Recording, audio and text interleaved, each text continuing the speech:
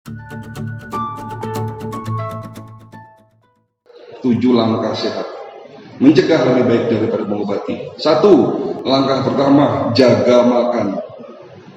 Ya, kita harus kurangi makan. Makan jangan berlebihan. 1 tuh. Jadi cara jaga makan itu makan jangan berlebihan. Ada dalam Al-Quran. Dikuatkan oleh hadis Nabi, betul? Baik. Yang kedua, jangan makan malam. Kita sudah bahas tadi di awal. Efek dari seringnya Bapak Ibu makan sebelum tidur akan meningkatkan proses oksidasi dan pada akhirnya menekan antioksidan dalam tubuh kita. Jadi antioksidan kita itu tekor, Bu. Karena apa? Tingginya oksidasi. Ya. Jadi jangan makan malam. Bukan berarti tidak boleh makan malam. Maksud saya itu makannya kalau bisa itu sebelum Isya. Syukur-syukur ya sebelum maghrib. Kalau pas lagi tidak puasa. Yang ketiga, cara jaga makan yang ketiga, ya mulai hari ini Bapak Ibu harus pelajari nutrisi. Jadi kita makan itu buat apa? Bukan hanya untuk kenyang, Pak. Kita makan itu bukan karena lapar, tapi kita makan untuk kebutuhan nutrisi dari tubuh kita.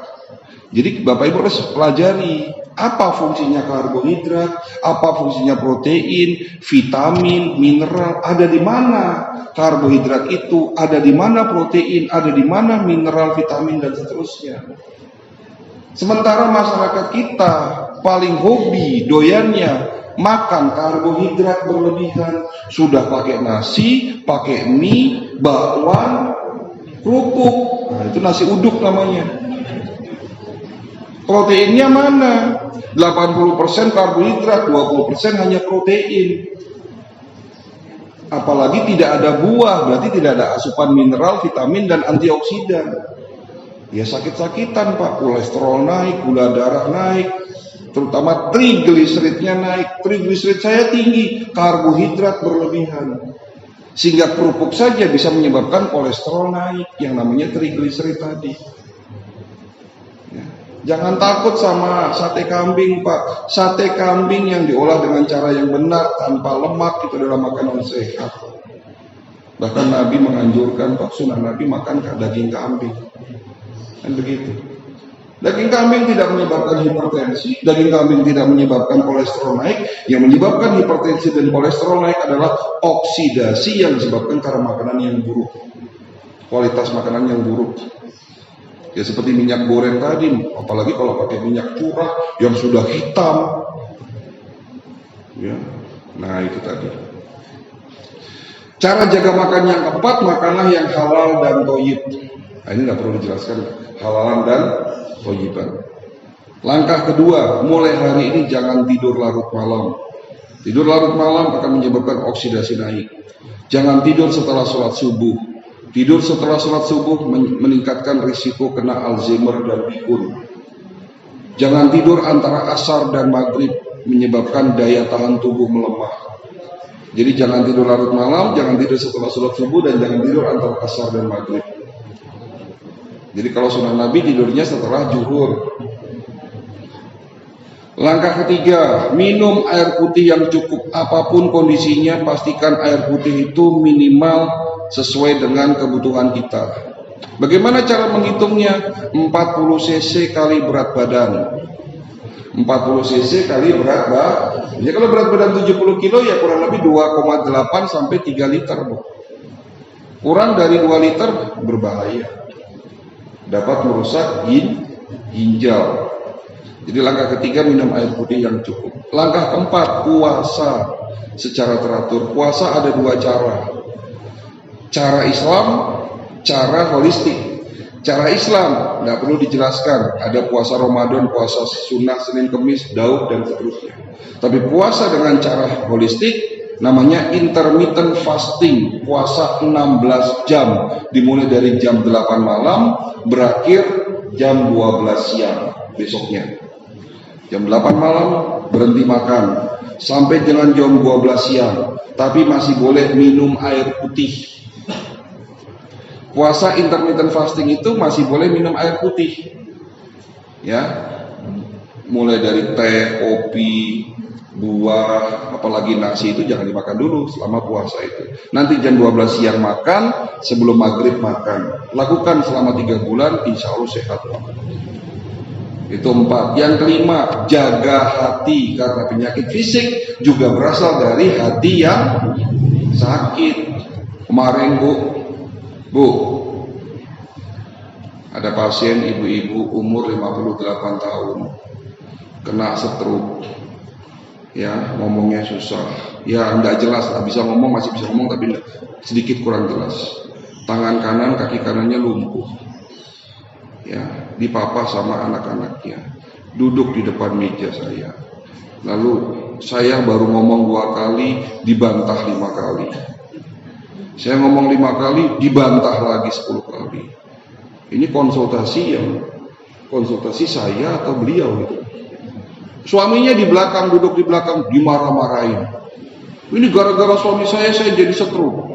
Di depan saya ibu ini berani memaki-maki suaminya. Kasihan saya lihat. Ya, saya kasihan justru sama ibunya. Ya apalagi bapaknya ya dimaki-maki di depan saya. Kayak nggak punya harga diri gitu. Saya bilang gini, hati-hati dengan ucapan ibu. Bagaimanapun suami ibu adalah imam buat ibu, pemimpin buat ibu. Lalu ibu maki-maki beliau. Ya, Allah tidak ridho gitu loh. Allah murka sama ibu, makanya ibu dikasih stroke. Saya ngomong gitu, saya dimarahin Pak. Hobinya marah nih.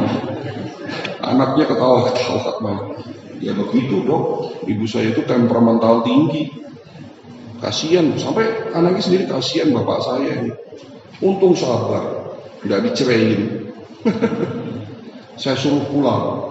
Saya tidak punya obat buat penyakit itu. Loh gimana tuh Dok, saya jauh-jauh sini tidak dikasih obat. Ya gimana penyakit ibu? Mulainya dari hati. Silahkan ke Ustadz Ruqyah, saya bilang begitu. Ya, jadi kadang-kadang kita sakitnya karena masalah hati. Ada lagi bapak-bapak dari Palembang kemarin, setiap bulan berobat. Sebetulnya tidak ada penyakit yang serius, tapi merasa sakit gitu loh. Kenapa?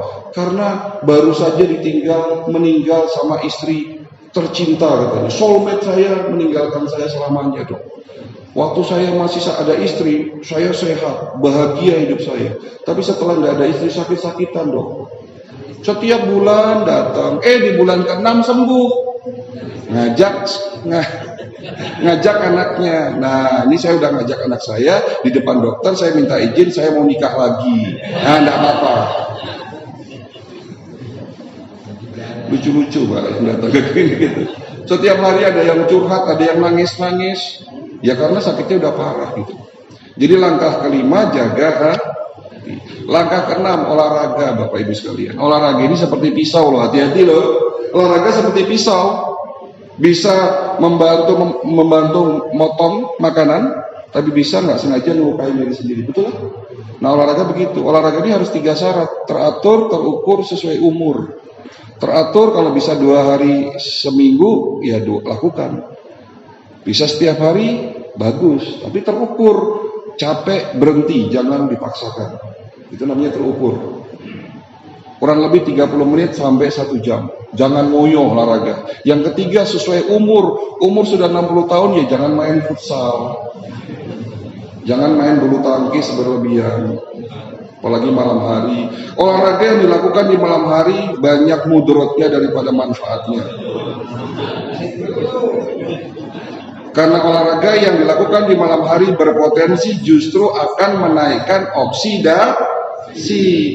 Malam hari itu fungsinya untuk istirahat. Kita bekerja seharian, lalu malah diforsir dengan olahraga. Tidak ada sehatnya itu. Mau bulu tangkis boleh, cukup 2 set paling banyak, itu pun pagi. Kena sinar matahari, dapat vitamin D, malah bagus. Yang sudah usia 70 tahun ya jangan main futsal bulu tangkis. Cukup pit-pitan tapi jangan lama-lama. Tahu pit-pitan? Goes. Tapi ada kemarin pasien saya 75 tahun. Ini gara-gara goes Dok, saya kena serangan jantung. Lagi mana tuh? Ya ikut klub goes Jakarta Bogor katanya.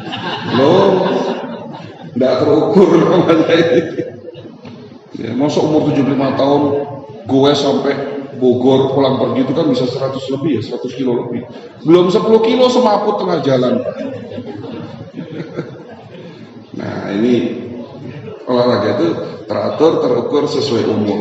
Dan langkah terakhir, langkah pamungkas, langkah ketujuh, sebelum kita melakukan tindakan apapun, supaya tidak sia-sia, kita minum herbal tidak sia-sia, ya kita melakukan sesuatu, ya kita melakukan, saran saya, medical check up sebelum sakit. Medical check up sebelum terlambat, agar pertama kita pahami dulu. Ada pepatah mengatakan tidak kenal tidak sayang. Kenali dulu tubuh kita dari kepala sampai ujung kaki, baru kita akan merasa sayang. Di saat Bapak tidak tahu bahwa paru-parunya rusak, Bapak akan menjolimi paru-paru dengan rokok tiap hari.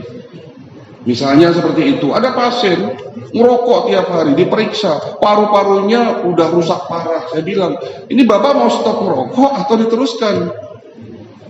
Gitu loh. Nah, hal-hal seperti ini yang harus kita pahami. Medical check up, lakukan medical check up secara rutin.